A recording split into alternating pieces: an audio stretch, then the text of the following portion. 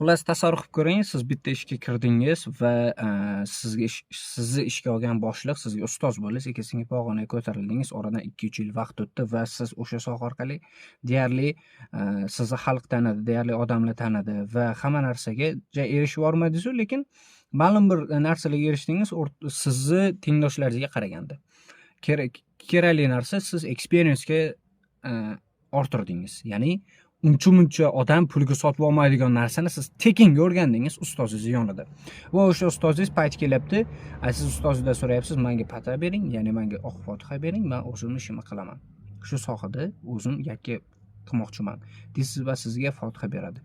Endi o'sha fotihada aytilayotgan har bir so'zni siz ikir-chikirgacha tushunib, anglab, o'zingizda shunaqa haligi narsani his qilasiz, uni men to'g'risi men videoda gapirib bera olmayman, ammo hozir ham to'g'risini aytganda anaqadaman, o'sha so'zlarni gipnozdaman.